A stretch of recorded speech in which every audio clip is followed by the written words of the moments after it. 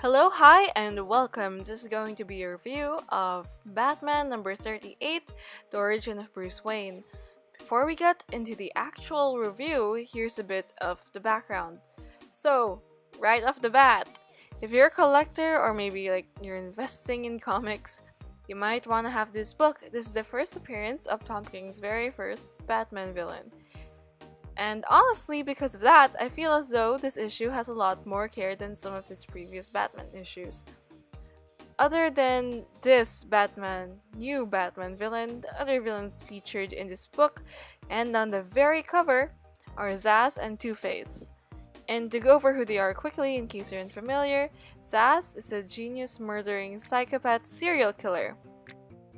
After he commits a murder, he cuts himself, and the number of cuts or scars on his body corresponds to the number of people he has killed, assuming none of them completely heal. The only Zsasz story that comes to mind, in case you're looking for recommendations, is Batman: The Last Arkham. So in case you know more, there's a comment section. Please tell me what are other nice Zsasz stories. So Two-Face is a guy called Harvey Dent, who was a young district attorney who's very clean cut and hot. He made allies with Gordon, who was police captain at the time, and Batman to take down the crime bosses Maroni and Falcone. Maroni has him disfigured with acid, only half his face survived, and this made him go crazy, or maybe he was going crazy all along. So he has this weird obsession with chance, duality, and the number 2, and he has staged multiple crimes using that number as a gimmick. He also famously has a coin. He would toss it up in the air in order to make decisions. This is because when he was a child, his father would toss a coin. If it landed on heads, he would beat him up. And it always landed on heads because it was rigged. When his face got burnt, the coin did as well, making it fair. However, at the same time, it messed with his ability to make his own choices. Also, he's very smart and good with guns. Yeah, that's the reason why he can even be a Batman villain. So, I haven't read a lot of comics where Two-Face was very prominent, and the most notable ones for me would be Batman: The Long Halloween, and the first arc of All-Star Batman, my own worst enemy. Although I'm pretty sure All-Star Batman isn't canon. If you haven't been reading comics for a while or haven't been looking at comic book news, Batman and Catwoman are also engaged. Therefore officially together, and that is seen very prominently in this book. Okay, so let's get to the comic. From the get-go, the cover is very eye-catching.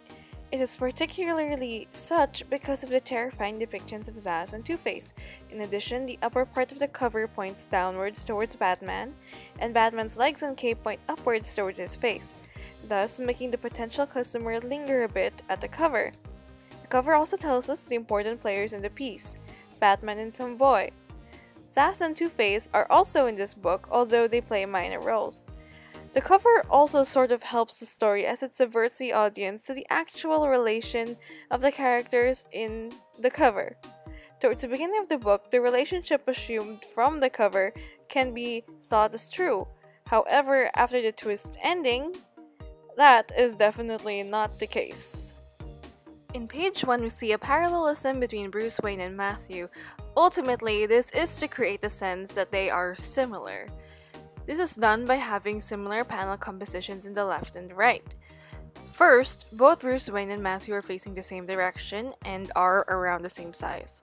Secondly, if you look at the panel composition, the one on either side of the page, they're very similar. Let's take a closer look at the second set of panels. Selina and the couch on the left become replaced by the cupboard on the right. This similar composition changes in the last panel as Bruce's smile is emphasized by the camera looking up at his face. Matthew's anguish is also emphasized by the camera, however, it is looking down on his face. Another difference you can see is that there are dead bodies behind Matthew. This could be a foreshadowing. Does the difference at the end mean that Matthew and Bruce aren't exactly similar? Rather than seeing living loved ones in the left row and dead ones in the right row, there are other differences that help distinguish the happiness of Bruce and the anguish of Matthew. The warm colors of the left panels create a happy mood. The cool blue, red, and purple of the right panels create a sad and lonely mood. The vertical lines and clear vantage point in the blue panels help point directly at the bodies, creating suspense. In Bruce's panels, there are more horizontal lines, therefore less stress, thus, this creates a more relaxing atmosphere. In the next page is a 9-panel grid of mostly Matthew.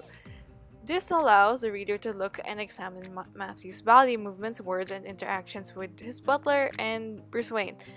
I like to think that this is almost as though we're looking through Bruce's perspective and he is analyzing him to a certain extent, just like Batman would.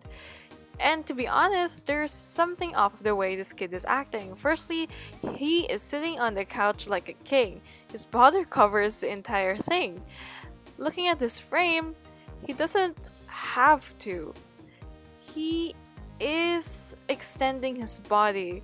His arms are far from his center, but it is expected to get closer when a person is sad or insecure, and so on. So the difference in his body position between the time he took a sip and when he dropped the cup is also large. It seems like he dropped the cup intentionally. If it wasn't intentional, he should have spilled the whatever it is in there on himself or on the couch. And in the last panel, where he's supposed to be really grieving, his legs are wide open. It looks unusual. They should get closer together if he's really in pain. Another interesting thing is how this kid calls himself Master Bruce. It seems like it's done for admiration, but in the back of the reader's head, is it too much? Even if such is unintentional, this panel makes one pay attention to the subtleties and increases suspicion. The second to the last panel has Bruce Wayne in it. This is done to show who the kid is talking to. It really changes the beat of the page and catches attention. In addition, it makes the reader pay attention to what he's saying, helping us remember his lines, which they should and could recognize later. I'd like to look at the next two panels together. The panel structure in both pages are the same, thus allowing the two cuts on Zsa's arm to imply that he killed people in the next page. I am unsure if one could figure it out without knowing who Zsa's is first, which is sad because I found it to be a very impactful reveal. Either way, the audience should catch up by the last panel of the second page. The second page has a huge focus on numbers. I don't know the relevance, but if you do, please enlighten me in the comment section below, I guess. Either way, my confusion made me pay attention to the numbers. All the number of stabs mentioned, 37, 73, 28, and 64, if you add the two numbers, in one number, it would be equal to 10. 3 plus 7 is 10, 2 plus 8 is 10, and so on. What 10 has to do with him, with Zsa's, I don't really know. However, someone, if you know, please tell me. I love this part of the next page because it implies that Zsa also self-harm for reasons other than that he's doing a tally on the people he kills. Maybe it's linked to his mental illness. He physically likes the sensation maybe, or maybe he's taking the fall for someone else. Maybe he's being framed. It makes a lot of sense for him to have cuts that don't correspond to the number of people he's killed, because even John Wayne Gacy has only 33 known victims. Considering how many scars are on his body, for goodness sakes, he's covered from head to toe. He has over 100. It seems unrealistic considering his method of murder as well to have that many murders on him. He just cuts people in the neck and several places. In page 6, among all the panels, only one has Batman in it. Seriously, even the first panel you can see Gordon through the camera lens. Anyway, in the panel with only Batman, It draws our attention to the importance of patterns. This would end up being the crux, which allows Batman to catch the bad guy. In the next page, they recover and are analyzing this paper Zsasz used to cut himself. What's nice about this is that if you're the kind that likes puzzles, you can go ahead and try to think like Batman. He eventually tells the answer in the next page. This page has a repeating panel structure. Some of the panels even are copy-pasted or with little change. This may seem cheap, however, it also allows the audience to pull attention to the minute body movements. What is interesting is that this page implies that Zsasz cares about his parents. Cool! In the next page, we see a 9-panel grid with the kid again. The fact that this happens again makes it look like Bruce is reporting to him, somewhat like the kid has more power than Batman. It makes the audience think, hey, maybe this kid is playing bats. Anyway, when you look at his body language, he seems smaller than the previous 9-panel grid with him in it.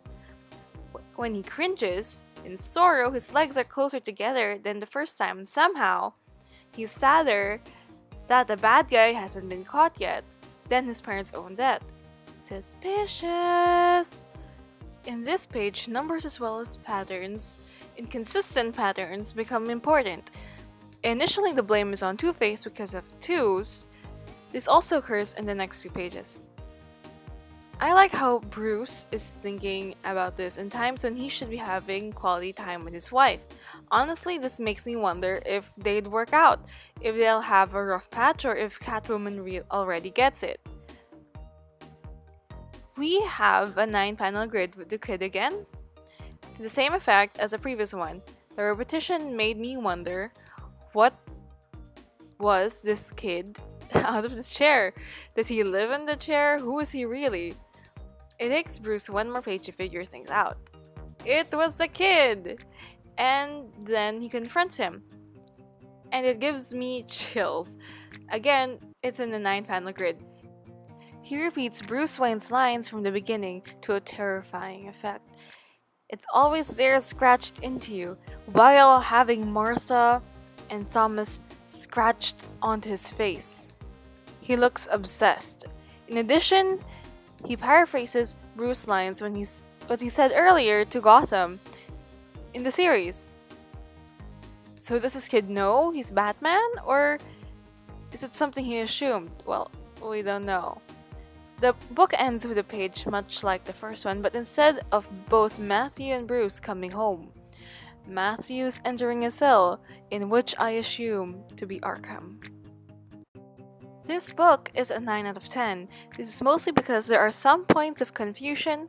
In addition, it feels a bit unrealistic that one kid could kill all those people, or was the butler committing the crimes in his behalf? Well, we don't really know, and there, it's a bit vague.